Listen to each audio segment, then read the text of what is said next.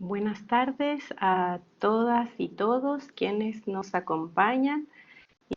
Damos la cordial bienvenida a este taller que es parte del proyecto de convivencia escolar y formación ciudadana Moviéndonos por la Educación. Hoy nos acompañarán Alejandra Acevedo y Carolina Sánchez, quienes compartirán con ustedes información muy relevante sobre este taller. Bienvenidas.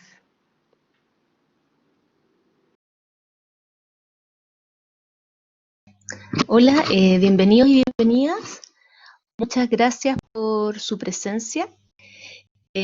Antes de comenzar este espacio, este webinar, queremos explicarles algunos elementos básicos de cómo funciona esta plataforma para que puedan participar, ¿no es cierto?, y hacer sus aportes durante este proceso. Carolina, pasa nomás la primera lámina.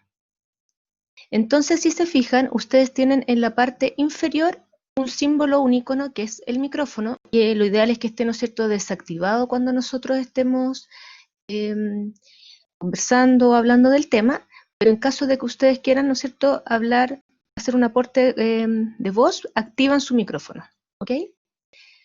Hacemos la otra lámina. El segundo icono que aparece al lado del micrófono, si se fijan, es la cámara. En este caso les recomendamos tener la cámara apagada, porque obviamente pide muchos datos, ¿no es cierto?, de conexión, y puede ser que en el fondo se les pueda caer la conexión. Por eso solamente en caso de ser necesario que la puedan activar. Luego, en la siguiente lámina les quiero mostrar que cuando ustedes quieran hacer algún aporte, está el símbolo de una persona levantando la mano. Entonces, para que nosotras sepamos que ustedes quieren hacer un comentario, se puede levantar la mano, ¿ok? Luego, a la mano derecha de su pantalla hay una X sí, ahí están experimentando y probando, ¿no sé cómo es levantar la mano, súper bien. Al lado derecho hay una X de color morado. Si ustedes aprietan ahí, ¿no es cierto?, se abre un panel, y también es para cerrarlo. Y en este panel hay un elemento que les quiero mostrar, ¿ya? Para abrir y cerrar el panel donde está el chat. Eso es lo más importante. Carola, ¿puedes continuar con la siguiente diapo? No, antes, me falta solo explicar el chat. Entonces, y el último elemento que les queríamos mostrar, o el penúltimo, es el chat, ¿ya? ¿No es cierto? Fíjense que hay una nubecita donde está este panel a la mano derecha que ustedes pueden abrir, y ahí comentan. Y efectivamente les vamos a pedir colaboración o participación, especialmente, ¿no es cierto?, por esta vía. Antes de pasar a la lámina que viene, les quiero contar que hay una otra herramienta que se llama sondeo. Entonces vamos a hacer un primer sondeo. Para nosotros es súper importante, sobre todo considerando este tema y también el contexto en el que nos encontramos, hacer el siguiente sondeo que tiene que ver con nuestro ánimo. Entonces, Carola, pasa nomás la lámina. Entonces, la primera invitación, el primer como actividad que le invitamos es a responder este sondeo de cómo llegó hoy. Fíjense que solo es como conectarse, ¿no es cierto?, con la emoción, cómo estamos, y en el panel inferior, al lado de la mano levantada, ¿no es cierto?, para levantar la mano, hay un gráfico, un sondeo. Entonces ustedes ahí hacen clic y pueden ir dando su respuesta. Hay algunos que ya están respondiendo. La respuesta 2C, la carita 2C, sé que no está como visible. La pueden escribir en el chat. Y la Carola me dice si hay muchos en ese estado. Entonces vamos contestando qué carita de estos bebés, de estas guaguas, reflejan nuestro estado de ánimo, cómo llegamos. Y la Caro después me cuenta, porque yo no lo tengo visible, la última, que es la 2C. Ya.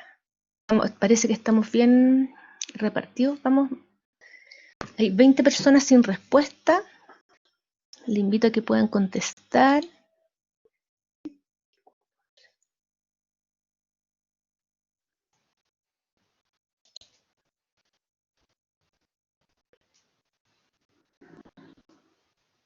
Alguien pone la 1B en el chat.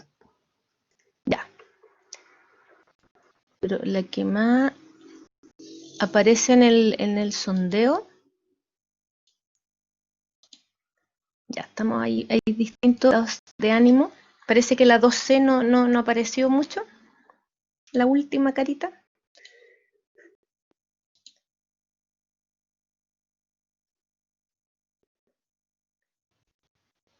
En el chat no, por lo menos. Ya. Hay alguien con la mano levantada, parece. Hay algunos que no han respondido. Bueno, quisimos como en el fondo para nosotros lo importante de este espacio tiene que ver con poder como reconocer las emociones con las que llegamos, el estado de ánimo con lo que llegamos y, ¿no es cierto?, poder gestionarlo y hacer algo al respecto. No vamos a poder profundizar en como las sensaciones o las emociones de cada uno, sin embargo, es importante como para nosotros nosotros queríamos hacer este espacio de tener presente, ¿no es cierto?, cómo llegamos, ¿no es cierto?, y conectarnos y poder también gestionar respecto a ese estado de ánimo. Así que les agradecemos su participación, su aporte. ¿Sí? Entonces vamos a pasar a la actividad que mencionaba Carolina al principio, respecto, ¿no es cierto?, al vaso de agua.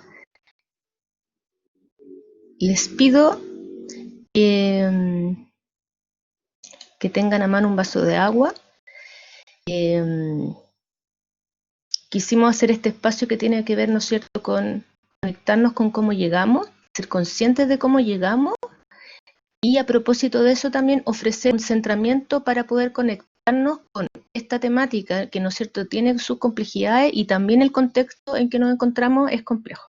Es un centramiento muy sencillo y la invitación tiene que ver con poder beber agua de una manera específica, sorbos pequeños, ¿no es cierto?, y más o menos regulares, pero además también como tomar conciencia del oxígeno y la energía que entrega el agua pura a nuestro cerebro. ¿Ya? No tiene que tener ningún elemento como algún alimento como una cáscara de naranja o de pepino, porque ese es un alimento, nuestro cerebro lo interpreta como nutriente, entonces se va a nuestro estómago y no a nuestro cerebro.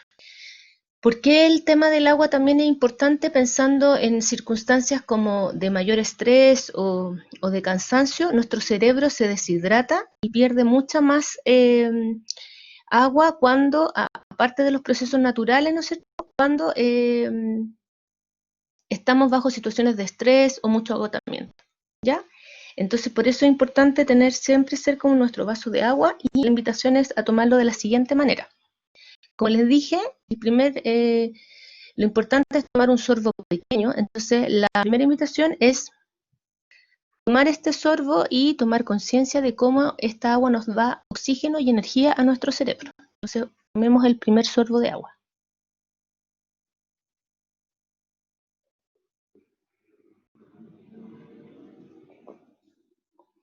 También como sintiendo la frescura que entrega esta agua en nuestras mejillas internas, ¿ya? Esa es como la primera invitación. La segunda invitación es un segundo sorbo de agua, sintiendo cómo esta agua, además de refrescar mi boca, mi mejilla interna, ¿no es cierto?, refresca mi garganta y tratar de tomar conciencia cuando llega a mi estómago.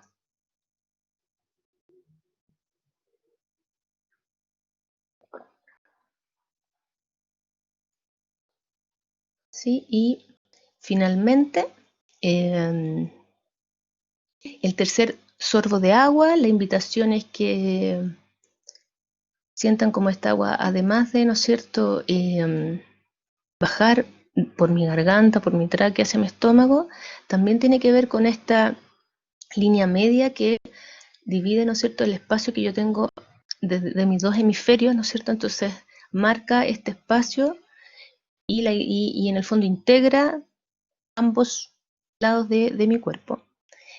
Y lo más importante, como esta agua me puede permitir entrar en calma o en tranquilidad para cualquier circunstancia.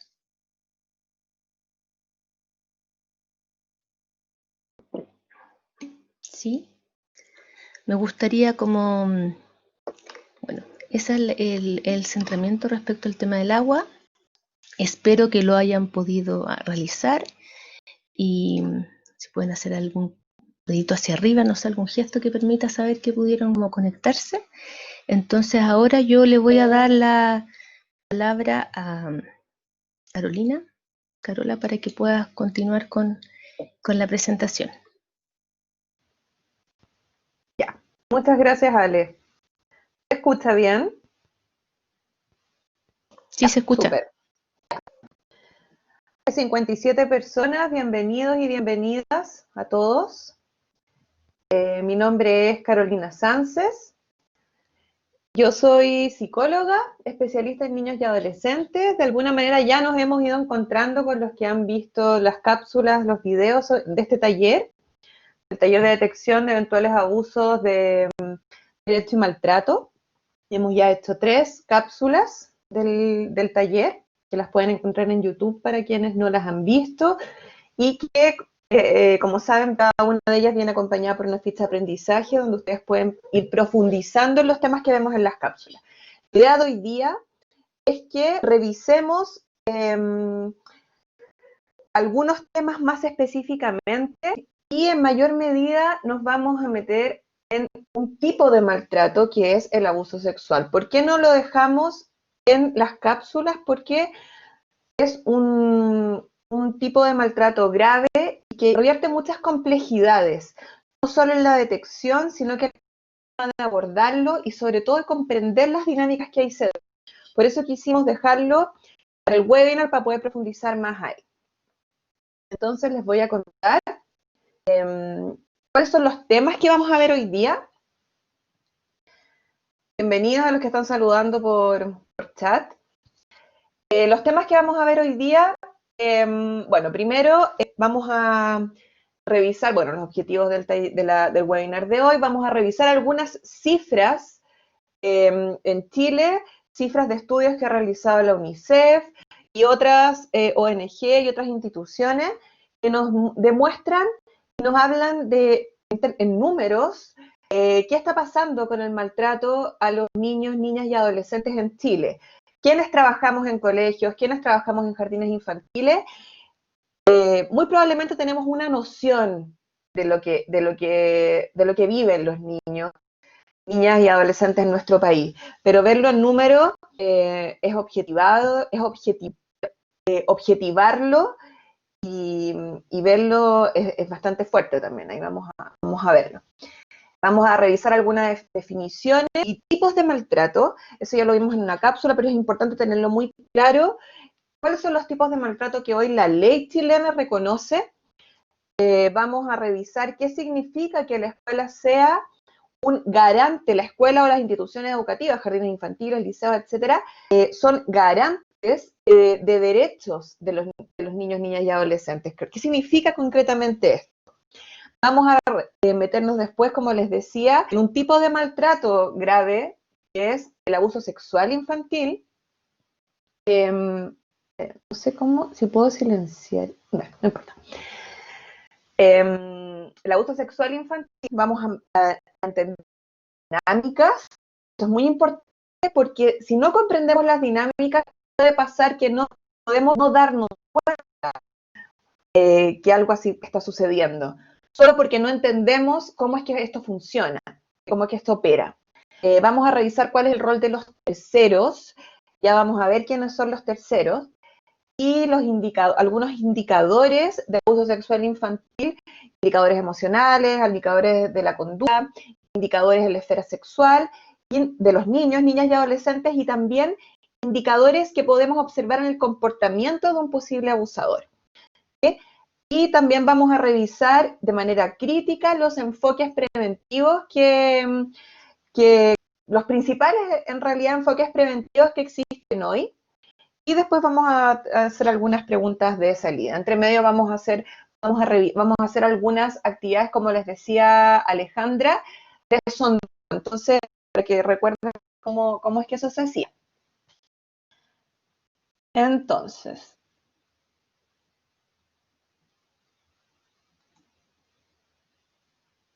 Los objetivos entonces de hoy son comprender las dinámicas propias del abuso sexual infantil y revisar algunas claves para que la escuela garantice la protección de los derechos de sus estudiantes en estos casos. Bueno, quienes trabajamos con niños, niñas y adolescentes sabemos, porque lo vemos cotidianamente, que la violencia hacia la infancia es una práctica muy frecuente, ¿sí? Los casos de maltrato infantil que logran visibilidad pública son una muy pequeña parte, porque nosotros sabemos que es una realidad mucho más amplia y más normalizada. ¿Por qué digo normalizada? Porque,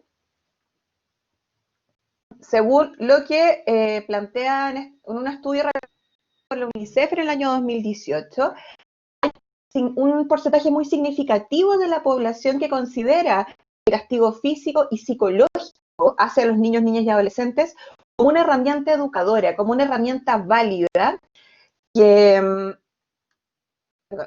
¿Alguien levantó la mano?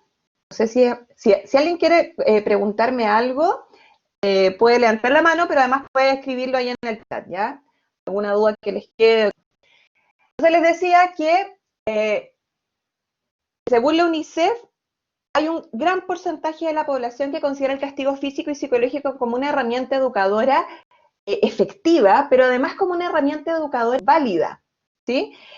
Es algo que está muy arraigado en muchas familias. Entonces, cuando pensamos en erradicar el maltrato, tenemos que pensar en modificar múltiples factores sociales, factores culturales y también factores económicos que sostienen esto. Vamos a revisar entonces algunas cifras que nos muestran esto. No sé si ahí está un poco pequeño, pero yo se lo voy a leer. Según este mismo estudio de la UNICEF, al año 2018, en América Latina, habían 6 millones de niñas y niñas que eran agredidas severamente por sus padres o familiares, y 85.000 morían cada año como consecuencia de estos castigos. Eso en el año 2018. En Chile, este mismo estudio nos dice que el 73,6% de los niños y niñas declara sufrir violencia física o psicológica de parte de sus padres, de uno o de ambos padres, o de parientes, cuidadores. El 53,9% declara recibir castigo físico y un 19,7% declara recibir violencia psicológica. ¿Sí? Esto fue hace 3 años.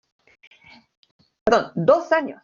El 26% de los niños han sufrido violencia física grave y solo un 26,4% de los niños, niñas y adolescentes declara nunca haber vivido situaciones de violencia por parte de sus padres.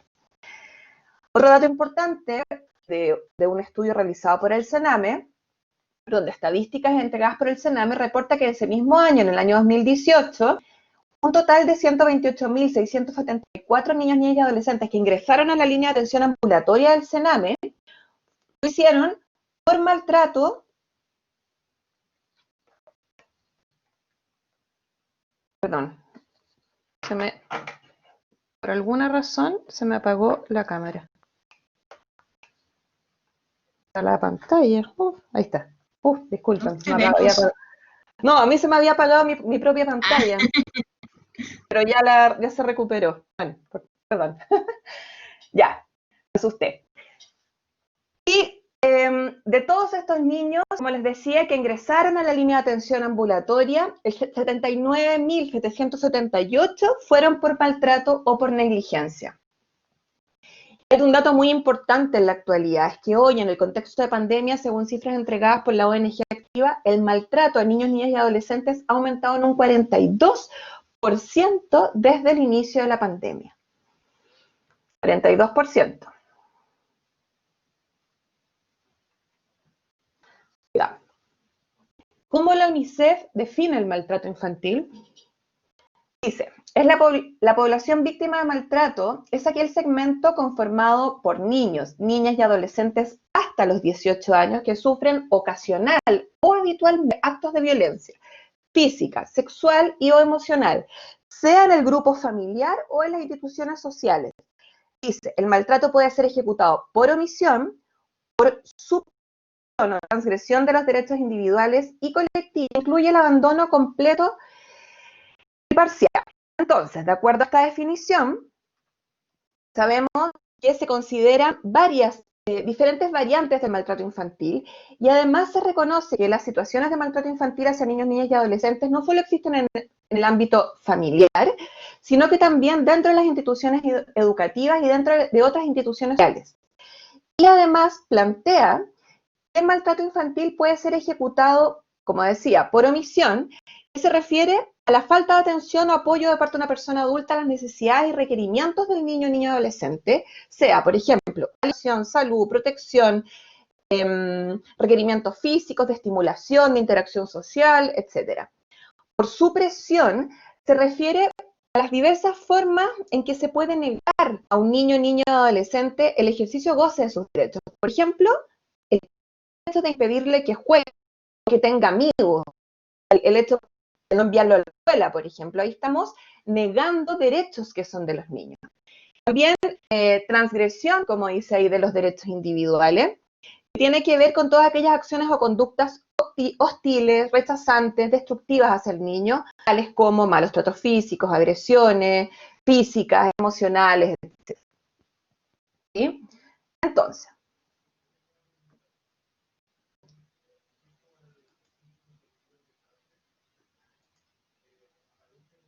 vamos a realizar ahora un sondeo. Ahí les apareció ya la pregunta. Van a aparecer varias afirmaciones y yo les voy a pedir a ustedes que conten si consideran que esa afirmación es verdadera o consideran que esa afirmación es falsa. La primera dice, ¿existen niños que por sus características tienen más riesgo de sufrir maltrato? ¿Qué creen ustedes?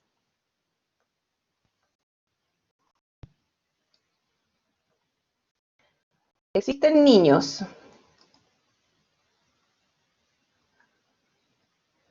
que por sus características tienen más riesgo de su maltrato?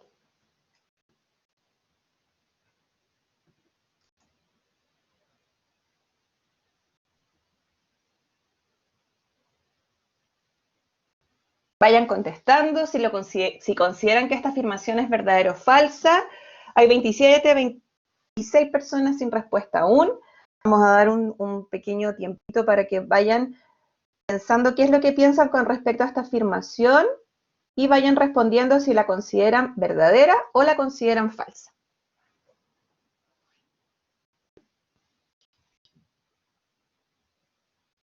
Hay 32 personas, 33 hasta ahora, que lo consideran verdadero, 16 personas que lo consideran falso.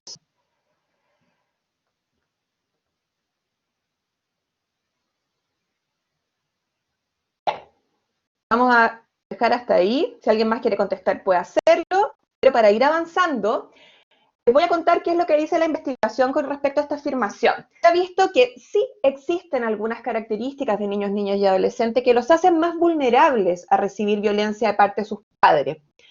Por ejemplo, niños que tienen conductas hiperactivas. También se ha visto que niños que tienen algún impedimento físico, alguna discapacidad, física o mental. También se ha visto en estadísticas de maltrato que aumentan en la presencia cuando hay embarazo, son fruto de un embarazo no deseado, cuando hay nacimientos prematuros. Todo eso se han visto como factores de riesgo, ¿sí? Para esos. ¿Por qué es importante que nosotros consideremos factores de riesgo? Porque al conocerlos nos hacen abrir los ojos frente a determinados niños que tengan o no esa característica, ¿sí? Ahí alguien está marcándolo en la misma pantalla. Ya. Vamos a pasar a la siguiente afirmación que dice, una pregunta, ¿creen ustedes que existen o no diferencias por nivel socioeconómico en cuanto al tipo de maltrato que comúnmente se da? ¿Sí? Si en los diferentes niveles socioeconómicos ustedes creen o no que se da una diferencia en cuanto al tipo de maltrato. Tipo de maltrato me refiero a maltrato físico, maltrato psicológico, negligencia, abuso sexual. ¿Es el nivel socioeconómico un determinante en cuanto al tipo de maltrato que creen ustedes? ¿Que eso es falso o verdadero?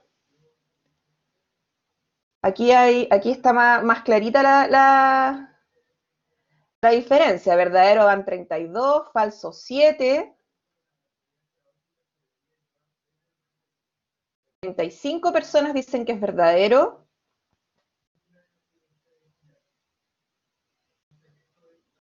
María Paz estaba marcando la pantalla de todos, no te preocupes. Ya. Hay 21 personas sin respuesta, pero lo vamos a dejar hasta ahí para ir avanzando. Hay 35 personas que dicen que sí, que existe diferencia por nivel socioeconómico en cuanto al tipo de maltrato que más comúnmente se da. Y hay 7 personas que dicen que esto es falso. Esas son las investigaciones. Las investigaciones muestran que en el nivel socioeconómico alto es mucho más frecuente que los padres maltraten psicológicamente a sus hijos, aun cuando sí se observan castigos físicos, pero lo más común es que se dé el maltrato psicológico. Y en el nivel socioeconómico más bajo, el maltrato más común, el tipo de maltrato más común que se da es la violencia física y la violencia física leve y la violencia física grave. Así que los que contestaron verdadero tenían toda la razón. Vamos con la siguiente, dice, la mayoría de los padres que maltratan a sus hijos sufrieron maltrato en su infancia. ¿Qué consideran ustedes? ¿Eso es verdadero o eso es falso? Vayan marcando su opción. La mayoría de los padres que maltratan a sus hijos sufrieron maltrato en su infancia.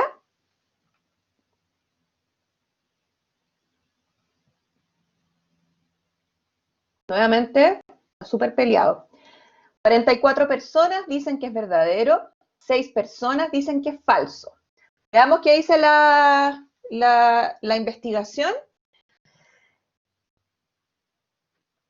La mayoría de los padres que maltratan a sus hijos fueron maltratados de alguna u otra forma en su infancia. La mayoría, no todos, pero sí la mayoría. Eso muestra la investigación. Vamos a ir con la siguiente pregunta. ¿Influye la cantidad de hijos que tenga la familia en la probabilidad de que los padres ejerzan maltrato?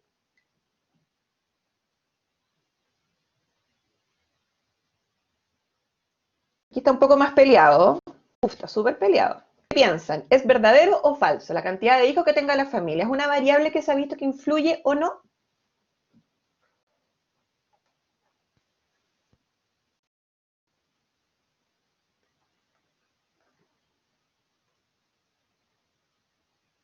Ya. Poca gente contesta aquí, pero súper peleado. 10 personas dicen que es verdadero y 9 personas dicen que es falso. ¿Qué dice la investigación? Que es muy importante. Los tipos, es una variable importante los tipos de familia que tenemos para, por diversas razones que vamos a ver, para que aumente el riesgo de maltrato. ¿Qué tienen que ver el número de hijos? Se ha visto como un factor importante porque puede representar una carga de mucho estrés para los padres. Muchas veces, la mayoría de las veces, el maltrato hacia los niños, niñas y adolescentes, una variable muy importante es el estrés. Por eso la cantidad de hijos se ha visto como una variable importante de tener en cuenta. Vamos con la siguiente. La calidad de la relación entre los padres influye en la probabilidad de que ejerzan maltrato a sus hijos. ¿Es una variable que ustedes creen que influye en la calidad de la relación entre los padres? Aquí está menos peleado. Hay 2 personas que dicen que es falso, 35 que dicen que es verdadero.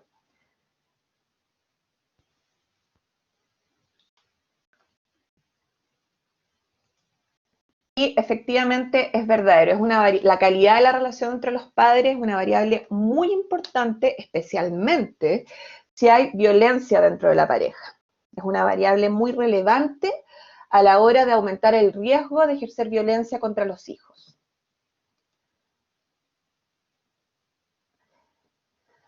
Dice, la insatisfacción de los padres con su propia vida ¿influye en la probabilidad de que ejerzan maltrato contra sus hijos? La percepción de que no son felices, de que no se sienten satisfechos con su trabajo, con su vida en general.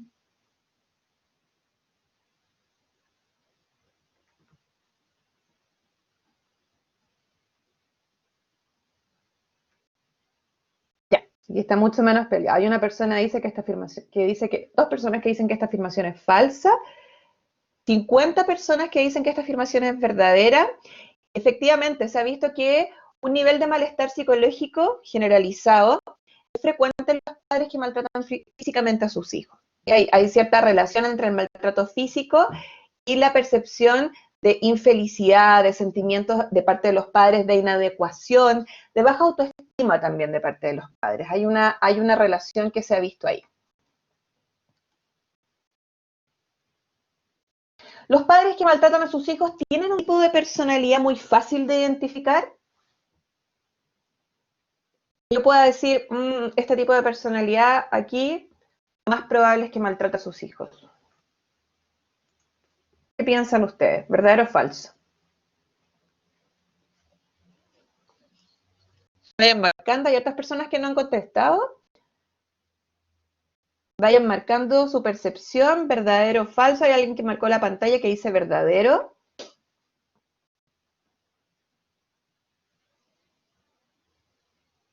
Dice 17 personas verdadero, 9 personas plantean que es falso. ¿Qué es lo que dice la investigación? La verdad es que no existe un perfil típico de los padres maltratadores. Los padres que maltratan a sus hijos son personas diversas, pertenecen a todas las clases sociales, considerando las que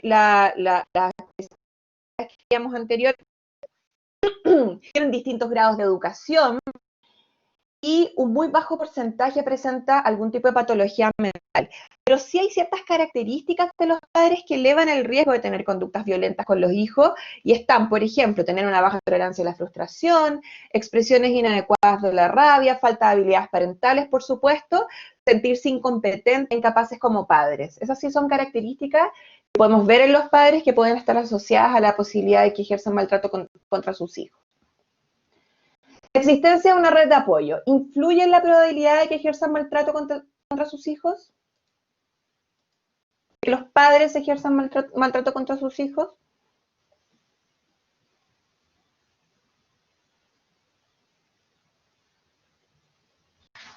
¿La existencia de una red de apoyo influye o no influye?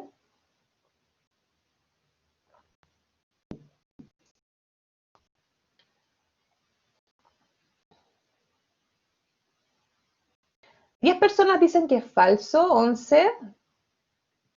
31 personas dicen que es verdadero. 32 personas dicen que es verdadero. Sigue aumentando.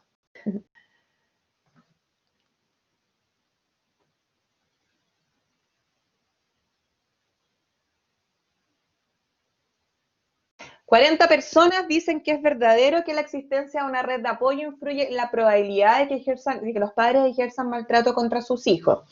¿Qué es lo que dice la investigación? 40 personas dicen que es verdadero. Efectivamente es verdadero. Los padres, se ha visto que en general los padres que ejercen maltrato con frecuencia, que ejercen maltrato a sus hijos, frecuentemente no tienen una red de apoyo social, no cuentan con personas que los apoyen y sobre todo que los apoyen en la crianza.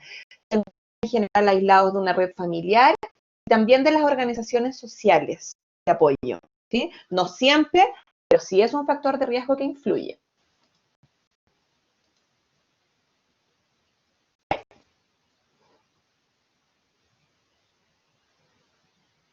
No sé, Verónica.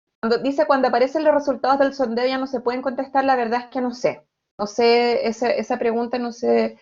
Veámoslo cuando sigamos, vamos a tener otro sondeo en un ratito más. Sigamos. Caro, para comentar eso. Dale, sí, contesta nomás. Efectivamente, Verónica, claro, yo con no pueden contestar, pero entonces Perfecto. ahora los voy a dejar hacer eso para que puedan hacer su respuesta. Ya. Gracias, Ale. Sigamos entonces. Dame un segundito. Entonces.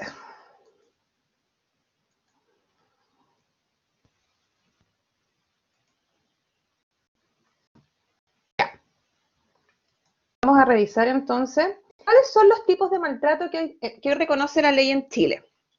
Primero está el maltrato físico, es lo que más rápidamente asociamos a maltrato, en general. ¿Y cómo lo define? Como el uso de la fuerza física contra un niño, niña o adolescente que ocasione perjuicios para su salud, supervivencia y desarrollo integral. Dice ahí, se incluyen en este concepto desde lanzar objetos, tirones de pelo.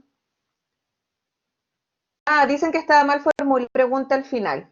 Les pido mis disculpas. Es probable. Sí, claro, porque era como una pregunta capciosa.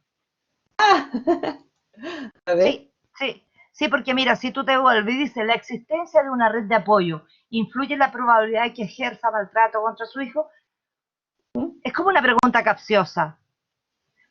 Porque si lo hubiesen puesto de manera distinta, hubiese sido, yo por eso que contesté falso, porque en realidad, si yo sé que cuento con una red de apoyo y tengo problemas de impulsividad, eh, me van a entregar herramientas o técnicas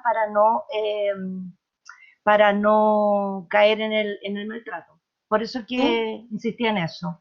Ya entiendo, ya veo cómo la entendieron. Sí, tienen razón.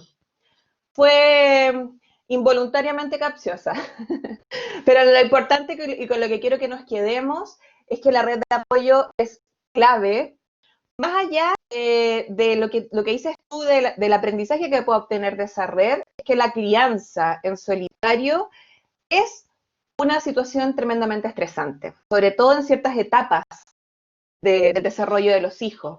Por eso la red de apoyo ayuda a disminuir el estrés y compartir la carga, y eso inmediatamente disminuye las probabilidades de ejercer maltrato. Eso es muy importante que nos quedemos con esa idea. Por lo tanto, ¿qué es lo que quiero, qué ideas quiero por qué quiero que se queden con estas preguntas que hicimos, que nos lleven a poner ojo cuando vemos a padres que tienen menos red de apoyo? Poner ojo a familias donde hay padres que tengan una relación violenta, conflictiva dentro de la pareja, ¿sí? Esto nos ayuda a abrir mejor los ojos y a ir afinando nuestra detección, ¿sí? Entonces, veíamos el maltrato físico, esta definición que es uno de los tipos de maltrato que reconoce la ley en Chile hoy. Las agresiones físicas que más comunes, agresiones físicas leves más comunes que se observan dentro de las familias en Chile son las cachetadas, los tirones de pelo y los zamarreos. Y dentro de las conductas catalogadas como violencia física grave, las más habituales son golpear a los niños con objetos, con correas, con los pies y con los puños. Eso es lo más común que se observa en Chile dentro de este tipo de maltrato. Otro tipo de maltrato que reconoce la ley en Chile es el maltrato psicológico. Dice que se trata del hostigamiento verbal por medio de insultos, desacreditaciones, ridiculizaciones, así como la indiferencia y el rechazo explícito o implícito, eso es importante, hacia niños, niñas y adolescentes. Están dentro de eso actos como aterrorizar, ignorar, aislar, ser testigos de violencia al interior de las familias. Ser testigo de violencia es un maltrato psicológico. El menosprecio continuo, la culpabilización, amenazas, descalificaciones, la discriminación. Y si ustedes se dan cuenta, muchas de estas acciones están muy normalizadas y validadas dentro de la crianza de muchísimas familias con las que me imagino que ustedes trabajan. ¿Sí? ¿Qué agresiones psicológicas son las que más frecuentemente se observan de parte de los padres? Gritar, castigar, insultar y no hablarles por largos periodos a sus hijos como forma de castigo. Otro tipo de maltrato que reconoce la ley en Chile es la negligencia, que se vincula con acciones u omisiones que atentan contra los cuidados básicos que debe recibir un niño y niña, básicos y fundamentales. Se define como una desatención por parte y abandono por parte del progenitor o otro miembro de la familia que está en condiciones de proveer salud, educación, desarrollo emocional, nutrición, vivienda, condiciones de vida segura y protegidas para contribuir al desarrollo y bienestar de niños, niñas o adolescentes. Y por último, el cuarto tipo de maltrato que reconoce la ley en Chile es el abuso sexual. Perdón. Ahí quedó muy chico, pero yo se los voy a leer. Se trata, la ley lo define como el involucramiento de un niño, niña, adolescente. Niño, niña, adolescente, la ley, como sabemos, lo entiende hasta los 18 años, en actividades sexuales no acordes al nivel evolutivo, cognitivo o social esperado para la edad del niño, niña, adolescente. Por lo que son incapaces de comprender el sentido radical que tienen estas actividades, ni de dar su consentimiento real. Subrayo consentimiento real, porque ahí podemos confundirnos, ya nos vamos a meternos un poco más cuando nos metamos en la dinámica del abuso sexual para entender qué hablamos con consentimiento real y por qué muchas veces podemos ver que hay un consentimiento, pero un niño desde su entendimiento y etapa de desarrollo no es capaz de dar un consentimiento que sea real y efectivo. ¿Cuáles son características claves de las que tienen en común las diferentes definiciones de maltrato?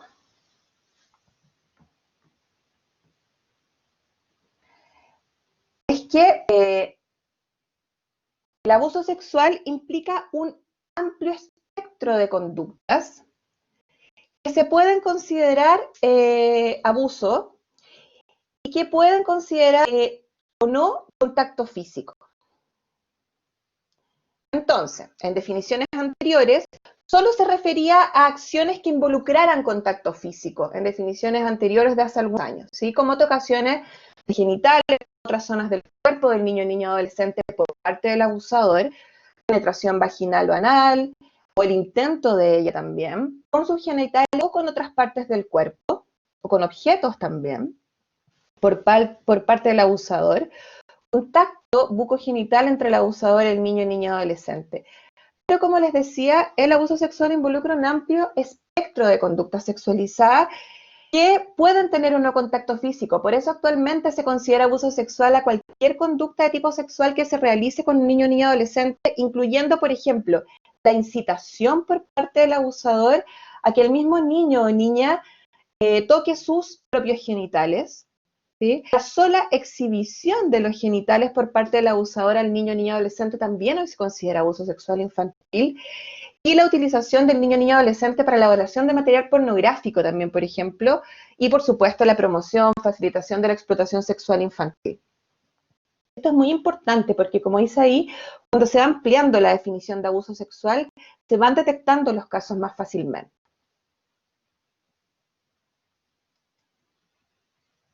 Entonces, todo esto lo vamos a entender desde un enfoque de derechos. Es decir, desde un enfoque cuyo eje principal es la implementación de los derechos humanos en la vida concreta y cotidiana de los niños, ¿sí? El Estado es el garante principal de estos derechos, ¿sí? Pero el garante principal de que estos derechos se respeten, de que se defiendan y de que se ejerzan en la vida cotidiana y concreta de los niños, ¿sí? Pero en el caso de los niños, el grado de vulnerabilidad que implica su etapa de desarrollo, en el caso de los niños y adolescentes, esta responsabilidad se amplía y se distribuye desde el lado a la sociedad civil, a las familias, a la comunidad, donde aparecen las instituciones educativas, donde aparecen las instituciones educativas como un garante de derechos de los niños y adolescentes muy importante. Es decir, las instituciones educativas deben asumir la responsabilidad de generar las condiciones para que los derechos de los niños se respetan, se defienden y se ejerzan en las vidas cotidianas de estos, ¿sí? Por supuesto, cada una de estas instituciones, familias, escuelas, consultorios, etcétera, según su naturaleza, tiene funciones y responsabilidades diferentes para garantizar esos derechos, ¿sí? Vamos a ver entonces cuáles son las funciones y responsabilidades que como garante de derechos les competen a las instituciones educativas. Educar, ¿sí? En derechos, prevenir, proteger y contener, detectar, esto es clave porque es lo que vamos a ver hoy, derivar y denunciar, activar y supervisar la aplicación de los protocolos de actuación y realizar seguimiento y acompañamiento. Estas son las funciones y responsabilidades que nosotros como garantes de derecho tenemos tenemos con nuestros estudiantes, niños, niñas o adolescentes, jardines infantiles, escuelas, liceos, ¿sí? Entonces, decíamos, vamos ahora a meternos en uno de los tipos de abuso, de maltrato que reconoce la ley en Chile, que es el abuso sexual infantil, ¿sí? Decíamos que, yo como les decía, preferí dejarlo para el webinar porque me pareció complejo tratarlo en una cápsula de 10 minutos, ya que es un tipo de maltrato grave que es muy complejo en cuanto a las dinámicas que implica, en cuanto a la detección y en cuanto a la forma de abordarlo, ¿sí? El abuso sexual, como sabemos, no es un fenómeno nuevo, lo tiene pasado, ¿sí? Pero tiene una relativamente corta historia socialmente hablando, especialmente en los países de Latinoamérica, donde solo a partir de fines de los años 90, la opinión pública, a fines de los años 90, estamos hablando hace muy pocos años, la opinión pública comienza a hablar, comienza a darle importancia, comienza a comprender qué es esto del abuso sexual infantil y a tener conciencia sobre todo del impacto que esto puede tener en la vida de las víctimas, ¿sí? Hoy cada vez se habla más, se denuncia más, se comprenden mejor sus implicancias y la gravedad, lo devastadoras que pueden ser en la vida de las personas, y vamos configurando una sociedad que está en un camino a ser cada vez más protectora con respecto a estos temas a la infancia, si nos comparamos con la sociedad hace 25, 30, 40 o más años, ¿sí? Pero por supuesto nos falta mucho, y quienes trabajamos con infancia y adolescencia lo sabemos, y para la sociedad chilena ha sido muy difícil avanzar, ir hablando de este tema, y más complejo aún ha sido ir implementando políticas preventivas efectivas, ¿sí? Vamos a ver entonces qué es el abuso sexual, pero antes les voy a pedir que vayamos contestando estas afirmaciones. Si hay alguna que no entiendan o que esté mal planteada, me lo dicen.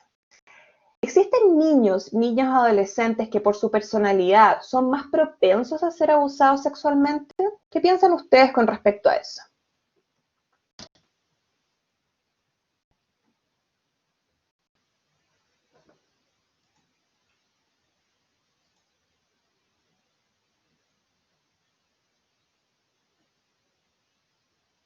Ya, 38 personas dicen que sí, 39 personas dicen que sí, que efectivamente hay niños que son por su personalidad más propensos a ser abusados. Y 8 personas plantean que es falso. La verdad es que, ¿qué dice la investigación? La verdad que la investigación muestra que ante un abuso sexual por parte de un adulto, es mucho más importante la red de apoyo y protección con la que cuente ese niño. El riesgo que tenga ese niño está mucho más determinado por la existencia o no y la calidad de la red de apoyo y protección con la que cuenta ese niño que por características de su personalidad, ¿sí? La sola condición de ser niño, niña o adolescente, sin importar tus características, ya te pone en una posición de vulnerabilidad, ¿sí? Y eso es muy importante saberlo, porque muchas veces podemos sentir un falso control o una falsa seguridad cuando vemos y decimos, este niño por su personalidad se defendería. Yo he escuchado eso muchas veces. No, pero la personalidad de ese cabro diría que no. No, se defendería, saldría corriendo. Hasta... Ya vamos a ver que por la dinámica propia del abuso sexual, la personalidad del niño tiene muy poca relevancia para poder detener un abuso sexual. Vamos a la siguiente pregunta. ¿El estilo de crianza que un niño tenga puede aumentar la probabilidad de que un niño sea abusado sexualmente? ¿Existen estilos de crianza que pueden aumentar la probabilidad de que un niño sea abusado sexualmente? Dicen que es verdadero. La mayoría dice que es verdadero. Solamente estoy diciendo que el estilo de crianza puede aumentar la probabilidad de que un niño sea abusado sexualmente. 38 personas dicen que es verdadero. Es lo que dicen las investigaciones, que efectivamente es verdadero. Investigaciones muestran que un estilo de crianza autoritario es un factor de riesgo para el abuso sexual infantil. ¿Sí? Es más vulnerable al abuso sexual infantil un niño o niña adolescente que ha sido sometido a una educación, a una crianza muy autoritaria. El niño aprende a obedecer siempre, el niño aprende a cuestionar, a no cuestionar, el niño aprende a no disentir, porque si lo hace va a ser sancionado. ¿Sí? Digamos, ¿cuánto tiempo tiene uso? ¿24 horas? ¿48 horas? ¿O no hay plazo límite?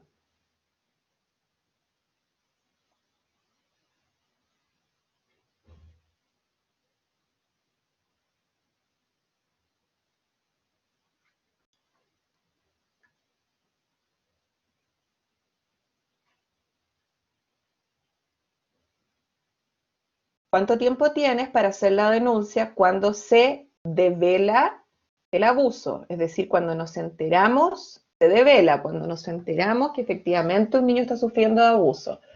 24 horas, no hay plazo límite. Rosa Esther en el chat dice se debe hacer inmediatamente.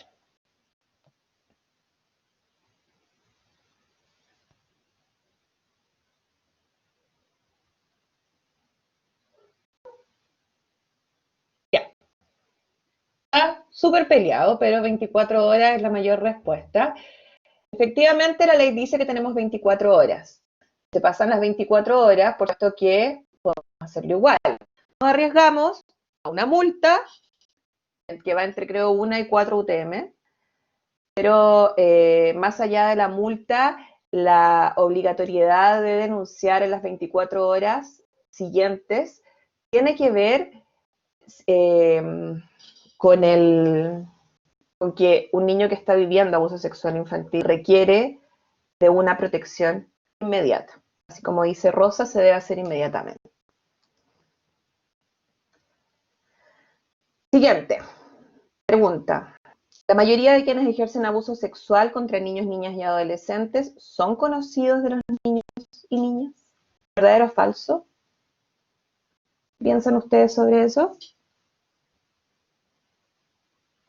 ¿Es verdadero o falso que la mayoría de quienes ejercen abuso sexual contra niños y niñas son conocidos?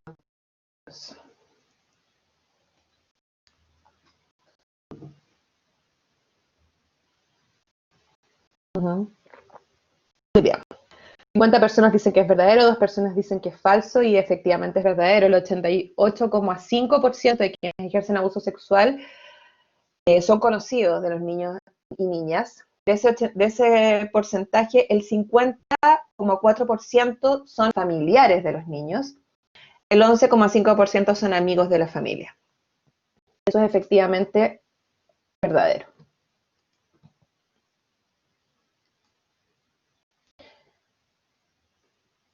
No hay diferencia en cuanto al género, puede ser hombre o mujer, de la persona que ejerce abuso sexual infantil. El porcentaje de mujeres, el porcentaje de hombres que ejerce abuso sexual infantil es igual. ¿Qué piensan de esto? ¿Es verdadero o falso?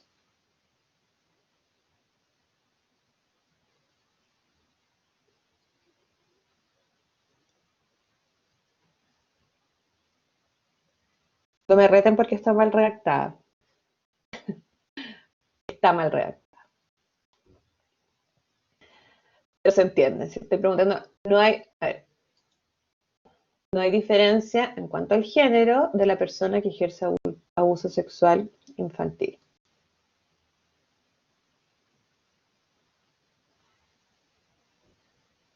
Faltan 20 personas, pero hay un empate.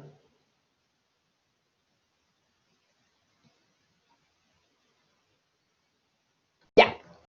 Efectivamente, ¿qué es lo que muestra la investigación? ¿Qué es lo que muestran las estadísticas? Efectivamente, hay tanto hombres como mujeres que pueden abusadores sexuales y niños que han sufrido abuso sexual infantil de parte de mujeres, tanto como de hombres. Pero estadística muestra que el 75,1% de quienes ejercen abuso sexual son hombres, aun cuando hay mujeres y hombres que pueden ejercer abuso sexual, el mayor porcentaje son hombres.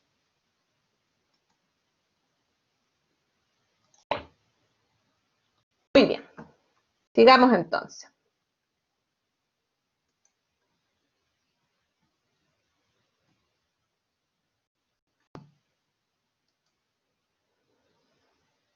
Bueno, si bien existen distintas definiciones de abuso sexual infantil, ya veíamos unas antes, pero todas identifican los siguientes factores comunes. Primero, hay una imposición intencional de una conducta. ¿Sí? Hay una victimización intencional, aquí hay intencionalidad. Se cosifica al niño y niña adolescente, tanto se lo utiliza como un objeto sexual. Hay existencia de maniobras coercitivas de parte del agresor, seducción, manipulación o amenazas. Y esto es muy importante, hay una relación de desigualdad o asimetría de poder entre el niño y el agresor, ya sea por madurez, por edad, por rango, por jerarquía. Hay un aprovechamiento de esa desigualdad por parte del abusador. Y este punto es clave, porque generalmente nos quedamos con la palabra, del abuso sexual nos quedamos con la palabra sexual, ¿sí? Porque es quizá lo que más nos escandaliza, ¿sí? Entonces, muchas veces la discusión queda en si hubo o no hubo penetración, si hubo o no hubo gratificación sexual, si hubo o no hubo consentimiento sexual, etc. Pero el aspecto sexual es una parte del abuso, ¿sí?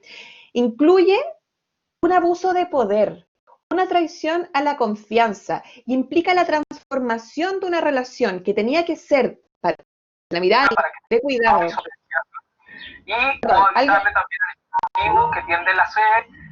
¿Alguien prendió el micrófono? Sí, alguien prendió el micrófono. Lo que le estaba diciendo, implica una transformación de una relación que desde la mirada del niño tenía que ser de cuidado, de protección, a una relación donde el niño o niña pasa a ser cosificado y utilizado. ¿Sí? Es muy importante pasar a entender el abuso sexual infantil como una dinámica de abuso de poder que involucra aspectos sexuales, ¿sí? Pero principalmente es una dinámica de abuso de poder. Y esto, vamos entendiendo cómo funciona esta dinámica. En la dinámica relacional del abuso sexual infantil hay tres involucrados, básicamente. Esto es un triángulo, ¿sí? Tenemos una víctima, estamos hablando de abuso sexual infantil, por tanto estamos hablando de niños, niñas, adolescentes. Tenemos al abusador. No es fácil definir el perfil del abusador porque es bastante heterogéneo. No hay un perfil único en términos de características específicas de personalidad, pero lo que sí podemos decir es que el abusador siempre, subrayo, mayúscula, siempre es el responsable, jamás, en ningún caso, el responsable de un abuso sexual infantil va a ser la víctima. Siempre, siempre es el abusador. Independiente de lo que el niño, niña o adolescente haya hecho o haya dejado de hacer, el abuso sigue siendo responsabilidad del adulto, ¿sí? Por ejemplo, en un caso de un colegio, se dio una situación de abuso sexual de parte de un profesor que tenía 24 años a una adolescente de cuarto medio que tenía 17, ¿sí?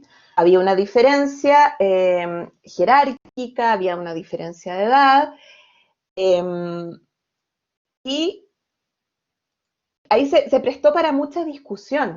Decíamos, pero perdón, nos decían algunas personas, son de la misma generación, y ahí no hay no estamos hablando de abuso. Bueno, en ese caso, se dio mucho la discusión en ese colegio acerca de quién era el responsable, si la víctima, si la niña, la adolescente que había provocado a este profesor, o el profesor quien había buscado a la niña. Lo que no podemos perdernos en los casos de abuso sexual infantil es que siempre el abusador es el responsable. Decía entonces que esto es un triángulo, donde está el abusador, la víctima, pero además están los terceros. ¿Quiénes son los terceros? Son todas las personas que rodean a una víctima, a un abusador, y por lo tanto son quienes conocen la situación de abuso sexual infantil o están en posición de conocer esa situación. Están en posición de conocer esa situación ahora conocen. Es decir, los terceros son terceros aun cuando no sepan que se está dando un abuso de parte del abusador hacia la víctima. Pero por estar cerca, están en condiciones de darse cuenta, están en condiciones de saber, están en condiciones de sospechar. Desde este punto de vista, todos nosotros somos terceros, ¿sí? Todas las personas que trabajan en un colegio somos terceros. ¿Se entiende eso? Ya. ¿Por qué es tan importante este rol de los terceros en esta dinámica de abuso sexual infantil? Porque son quienes están en la mejor posición para detener el abuso. El agresor, por supuesto, no lo va a hacer, y el niño, niña, adolescente, víctima, no tiene posibilidad alguna de hacer. Llegar a divulgar para un niño es muy difícil, y sabemos que en la mayoría de los casos las personas tardan años en hacerlo, hasta décadas, o algunos no lo hacen nunca en su vida. Y lo que sucede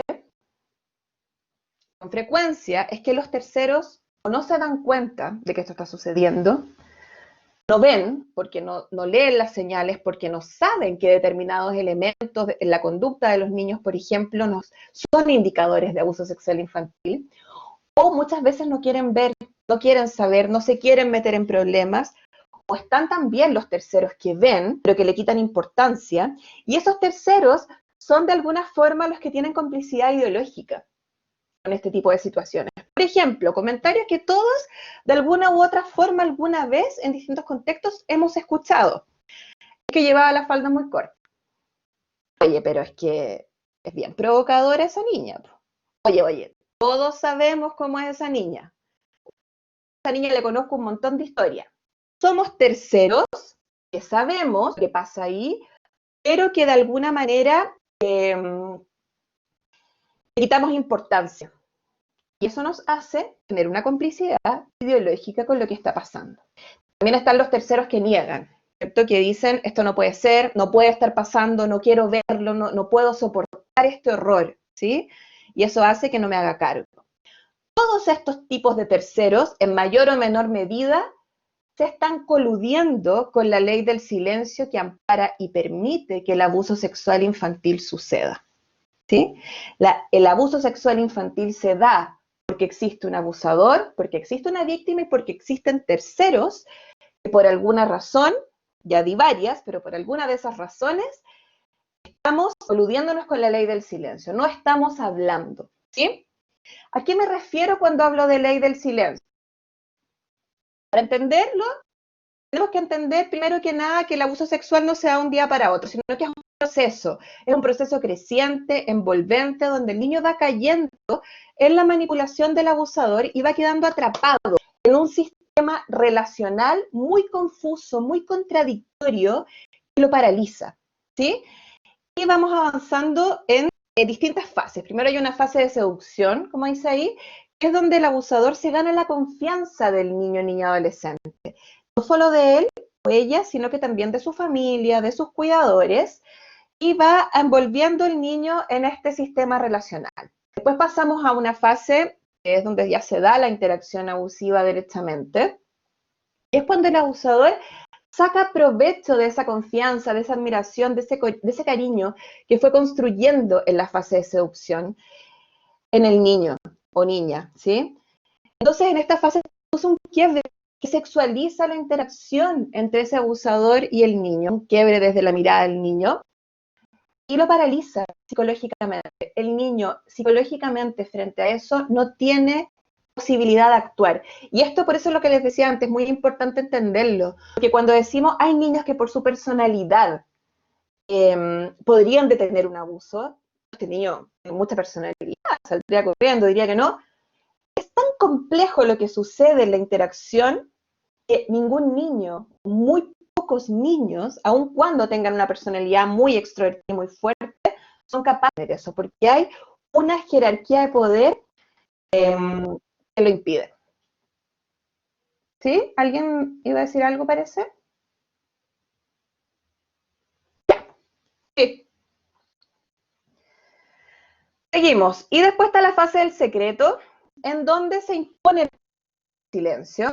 por parte del abusador, que usa una serie de maniobras coercitivas para asegurar el silencio de parte de los niños. ¿Sí? Puede ser normalizar el abuso, oye, pues esto no es tan grave. Instalar un discurso denigratorio, ¿quién te va a creer a ti? Mira cómo eres. Amenazar, si tú haces esto, tus papás se van a enojar, tus papás te van a castigar, tus papás me van a matar y se van a ir presos, etc. Y también tácticas para hacer sentir que la víctima es también parte de lo que hace. Esto lo estamos haciendo los dos, tú me provocaste, etc. Es así como tenemos que entender el abuso sexual como un proceso de lavado de cerebro, ¿sí? Que permite que esto pase. Es tan así que incluso la víctima, hay casos en que la víctima puede irse sola a la pieza de su abusador, incluso sin que haya una orden por medio. Por eso les decía antes que es muy importante entender que aunque haya consentimiento, no es un consentimiento real. Porque en ese caso, por ejemplo, podríamos confundirnos y decir, oye, pero esta niña no es así, ¿sí? Ya.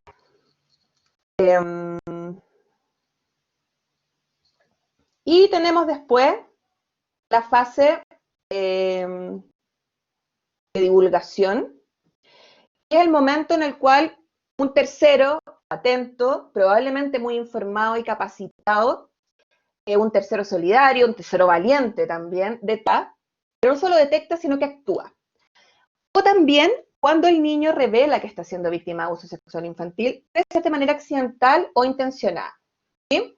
Y de la fase de divulgación podemos pasar a una fase de represión, que eso sucede mucho, donde el niño que ha revelado el abuso o la persona que lo descubrió se retracta, o podemos pasar a la fase de protección. Los terceros tenemos que procurar que luego de la fase de divulgación siempre pasemos a la fase de protección. ¿Qué podemos hacer los terceros entonces para detener el abuso y pasar a la fase de protección? En términos generales, el adulto detecta una situación de abuso cuando se produce al menos una de las siguientes situaciones. El propio niño revela, el niño cuenta, hay un relato, un tercero le cuenta a un adulto, sabes que vi esto, sucedió esto, sospecho de esto, o el adulto nota señales. El problema con el primero, que es el relato, primero, ese es el indicador más relevante para considerar una sospecha de agresión sexual infantil. Si hay relato, la denuncia es inmediata, ¿sí?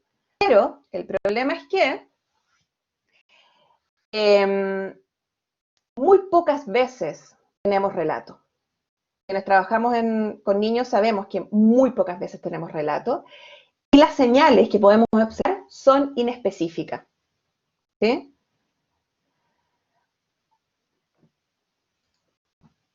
¿Cuáles son las señales que puedo observar? Tenemos indicadores emocionales. Voy a leerlos rápido.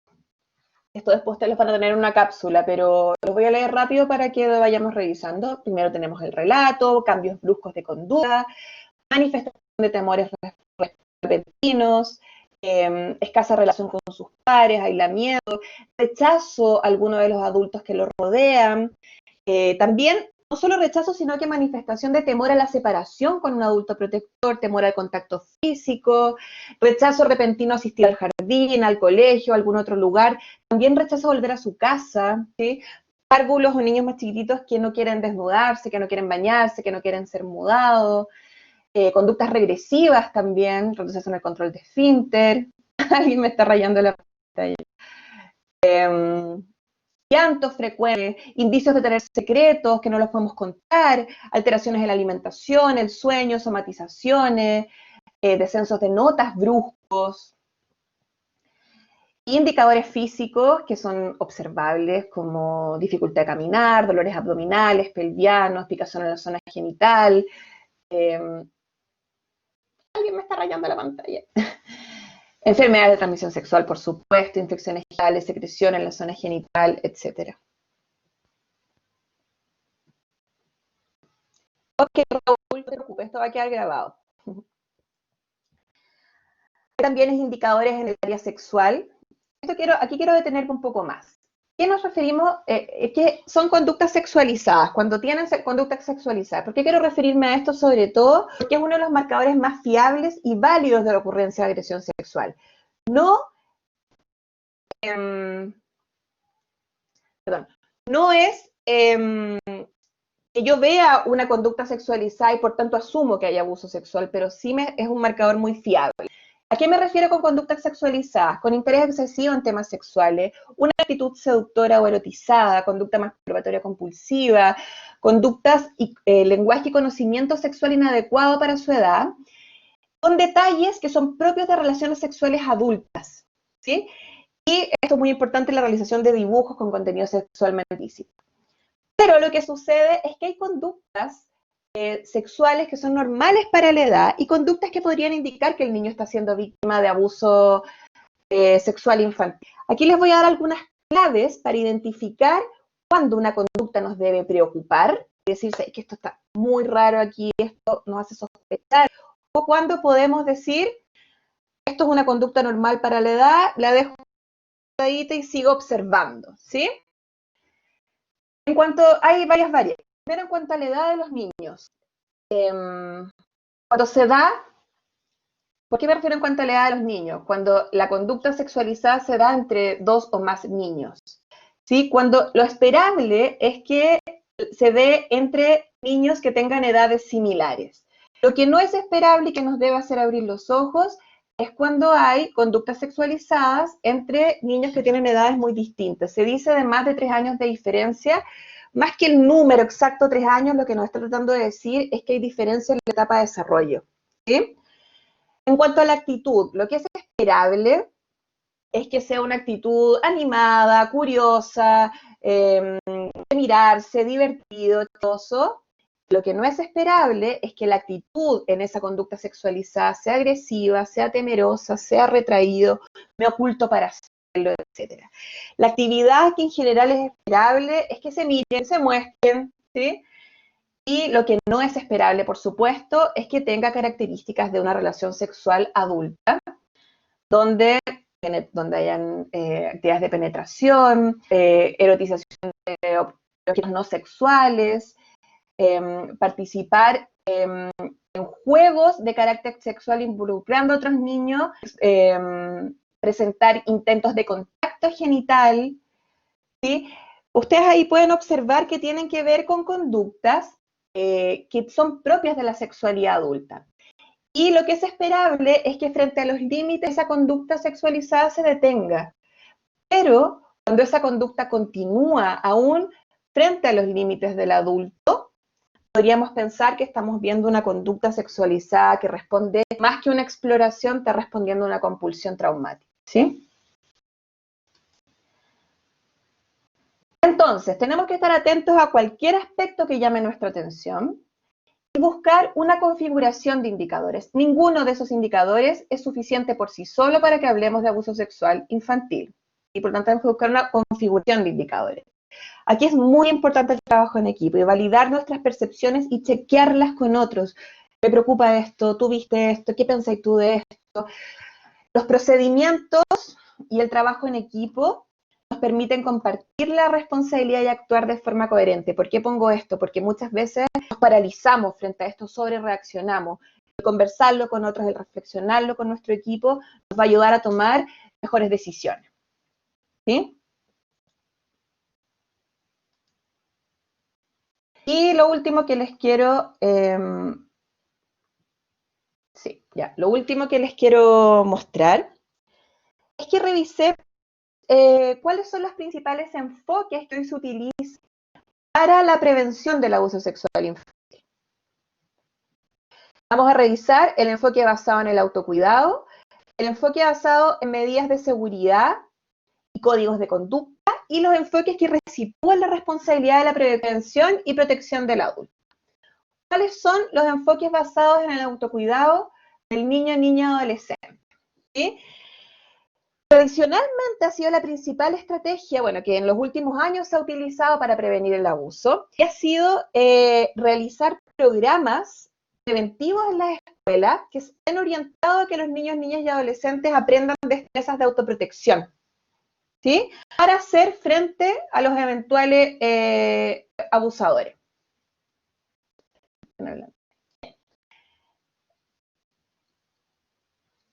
Y lo voy a pasar rápido. Ok.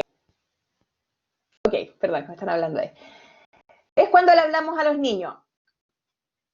Tu cuerpo es tuyo, estas son tus zonas privadas, estos son los cariños inadecuados o adecuados, los secretos buenos y malos, tú tienes que decir que no y ser capaz de abandonar una situación cuando te parezca abusiva, cuando te parezca incómodo y busques ayuda y divulgues.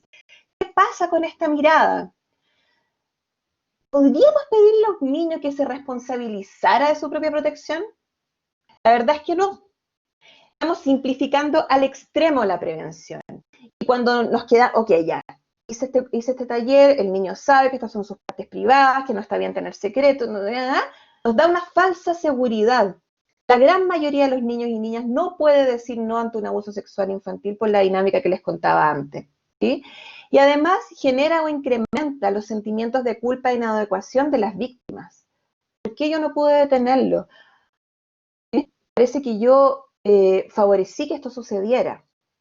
¿Sí? Genera suspicacia en el contacto físico y las muestras de afecto, y genera mucha ansiedad, miedo y desconfianza hacia los otros.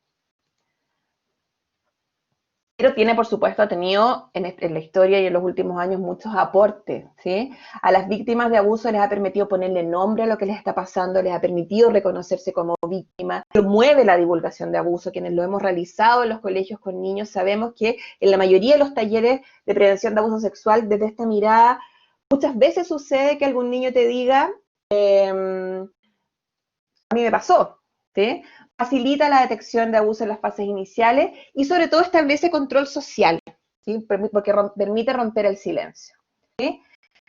El enfoque basado en las medidas de seguridad y códigos de conducta, que es instalar cámaras por todos lados, instalación de vidrios en las puertas, despejar ventanas, normas que regulen el contacto, hay lugares que son muy exagerados, si un niño se te acerca tienes que levantar las manos, evitar estar solo con niños, evitar contacto físico, etcétera.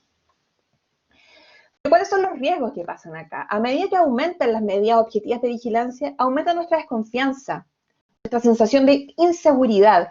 Se genera una sensación de paranoia y una pérdida de espontaneidad en el contacto, ¿sí? Y esto es muy importante, una sensación de falso control. Como estoy viendo todo, porque todas las ventanas son transparentes, no me preocupo de observar señales que son significativas, porque en realidad creo que está todo muy seguro con las ventanas transparentes. Entonces, puede favorecer la impunidad, ¿sí? Vamos a avanzar más rápido, pero tiene, por supuesto, aportes. Este modelo contribuye a la transparencia, pone barreras y establece control social y establece muy claramente cuáles son las conductas apropiadas e inapropiadas que un adulto puede tener con un niño. Entonces, este principio de transparencia, más que aplicarlo en las ventanas, lo tenemos que aplicar en las prácticas relacionales, no solo en los espacios físicos. Y entender que no es necesario ni adecuado eliminar todo contacto físico para proteger, sino que tenemos que eliminar el contacto físico abusivo, ¿sí? Y entender que más que lugares de riesgo, existen relaciones de riesgo, ¿ya?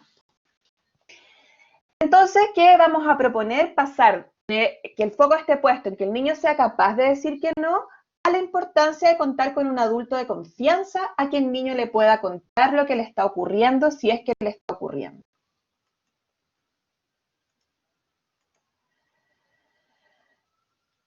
Y entonces el foco, podemos mezclar los diferentes enfoques y llegar a unas acciones específicas para el abuso sexual infantil, cómo sensibilizar al tercero, capacitar a todos los adultos de la comunidad educativa, generar pautas de supervisión, capacitaciones para la adecuada educación sexual de los niños, pautas de enseñanza para enseñar a los niños destrezas de autoprotección que no revictimicen, que no culpabilicen, pero más importantes son las acciones inespecíficas, es decir, crear un entorno de buen trato, un contexto relacional que promueva la prevención, ¿sí? Y en ese sentido, con esto terminamos. Es muy importante que los colegios revisemos cuáles son nuestros modelos de autoridad, porque existen modelos de autoridad que favorecen y son un factor de riesgo para el abuso sexual infantil. Existen modelos de autoridad que son protectores. El modelo de autoridad de dominio es el modelo de autoridad más tradicional, donde ser autoridad conlleva privilegios por sobre otros, se basa en el sometimiento de quien está sobre la jerarquía por sobre quien está abajo, igualan el respeto a la autoridad con ser sumiso a la autoridad. Por lo tanto, no hay posibilidad de disentir, no hay posibilidad de no estar de acuerdo. Y la obediencia no solo es un fin en sí mismo, sino que es un valor, es algo muy valorado desde este modelo. Y por supuesto es un modelo que inhibe el crecimiento, el desarrollo socioemocional. Y por otro lado está el modelo de autoridad de actualización, que es un modelo que se ha visto que de alguna manera es protector para el abuso sexual infantil. Es un modelo que plantea una nueva mirada de autoridad, donde debe haber una jerarquía. El niño necesita que haya una jerarquía entre el adulto. El niño necesita sentir que el adulto está por sobre él, que tiene más capacidades, pero que va a utilizar esas capacidades para protegerlo, contenerlo, educarlo, guiarlo y no para dañarlo. ¿Sí? Por lo tanto, el mensaje de esa autoridad es: soy responsable por ti, soy responsable por tu cuidado, soy responsable por tu desarrollo y soy responsable por tu aprendizaje. Es decir, la jerarquía de autoridad no es una jerarquía de superioridad, sino que es una jerarquía de responsabilidad y cuidado por el otro. ¿Sí? Esa mirada, y ahí cada uno de ustedes tiene que revisar cuál es el tipo de autoridad que más se da en su escuela. ¿Cuál es el tipo de autoridad? Para terminar, quiero que me respondan esto. ¿Cuál es el estilo de autoridad que predomina en tu institución educativa? ¿Un modelo de autoridad de dominio o un modelo de autoridad de actualización? ¿Un modelo de autoridad protector o un modelo de autoridad que es en sí mismo de riesgo para el abuso sexual infantil?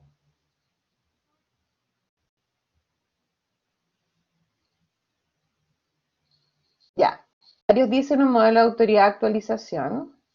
Hay 3 personas que hablan de un modelo de autoridad de dominio. Lo más probable es que muchos de ustedes vean en algunas personas que tienen un modelo de autoridad de dominio y otras que tienen un modelo de autoridad de actualización. Pero la pregunta es, ¿cuál es el que predomina en tu institución educativa? Me alegro mucho que la mayoría sea un modelo de autoridad de actualización, porque eso está definiendo que es un lugar que está actuando como garante de derechos. Ya, súper. 4 personas hablando de un modelo de autoridad de dominio, un modelo de autoridad de actualización 33. Este es un ejercicio súper importante de hacer permanentemente en los diferentes niveles de la escuela. ¿Qué pensamos de cómo debemos ser autoridad? ¿Cómo vamos a ejercer nuestra autoridad? ¿Qué temores tenemos con respecto a eso? ¿Qué es lo que nos cuesta? ¿Qué es lo que no nos cuesta? De manera autorreflexiva, es súper importante hacer esta reflexión.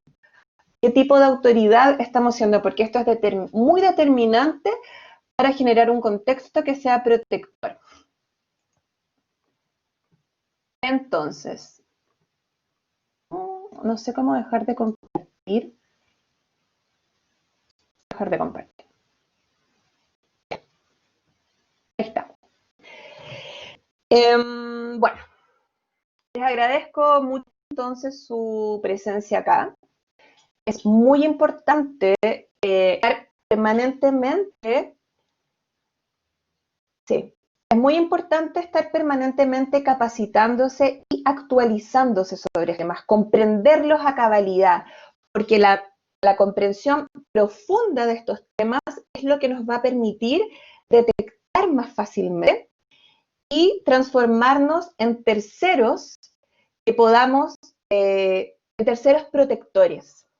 ¿Sí? Y yo subrayé hace un rato terceros protectores, pero terceros valientes, porque sabemos que para ser un tercero que detecte, pero sobre todo para ser un tercero que actúe, tenemos que ser muy valientes. Sabemos que actuar frente a un abuso sexual infantil es difícil, tiene implicancias complejas, pero tenemos que ser valientes frente a eso. Es nuestro rol, es nuestra responsabilidad no solo legal, sino que nuestra responsabilidad ética de cuidado y protección con los niños, niñas y adolescentes con los cuales trabajamos.